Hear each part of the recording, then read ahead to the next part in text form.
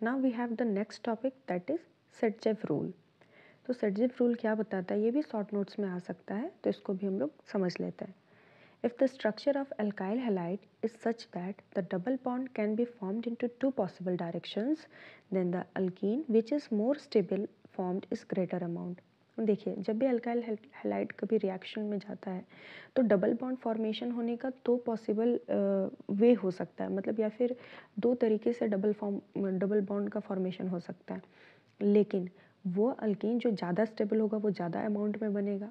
ये समझने वाली बात है कि जो ज़्यादा स्टेबल होगा ऑब्वियस सी बात है उसकी अमाउंट ज़्यादा होगी। और सेटजेफ रूल को जेटसेव रूल भी कहा जाता है। इसके बारे में और भी समझते हैं। It is an empirical rule in organic chemistry that predicts the most likely alkyne product in an elimination reaction. और ये रिएक्शन दिया गया था किनके द्वारा, ये रूल दिए थे किन्होंने, एक रशियन केमिस्ट थे जिनका नाम अलेक्जेंडर जेटसेव था। अब एक एग्जांपल से समझते हैं ये बताना क्या चाह रहा है। अब देखिए यहाँ पे एक ब्यूटेन का लिया हुआ है, ब्रोमोब्यूटेन।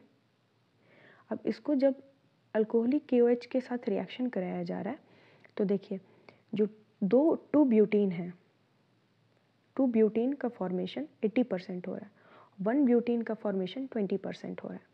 इसका मतलब जो कम स्टेबल है वो माइनर फॉर्मेशन करेगा और जो ज़्यादा स्टेबल है वो बहुत ज़्यादा अमाउंट मेजर फॉर्मेशन करेगा।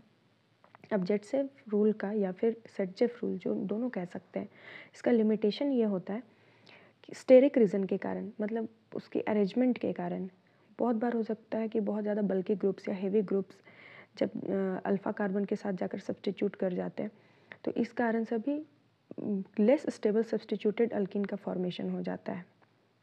और ये गैस फेज पैरोलिसिस, एस्टर में जो गैस फेज पैरोलिसिस होता है उसमें भी अप्लाई नहीं होता है। प्रीवियस लेक्चर में मैंने उड्स रिएक्शन पढ़ाया है, मार्कोनिकॉव पढ़ाया है, एंटी मार्कोनिकॉव। अगर आपने नहीं देखा तो उसे भी जाकर देख ले।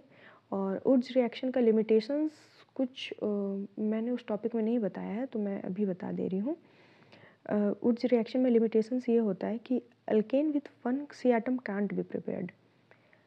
उड्स रिएक्शन कभी भी सिर्फ सिंगल कार्बन एटम के अल्केन में फॉर्मेशन नहीं कर सकता है।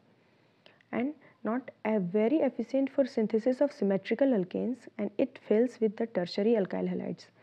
जब टर्सरी अल्काइल हैलाइड की बात करें तो वहाँ भी उर्ज रिएक्शन प्रॉपर वर्क नहीं करता है। Thank you so much. Further मैं टॉपिक्स और भी अपलोड करती रहूँगी। Keep watching, keep studying, all the best.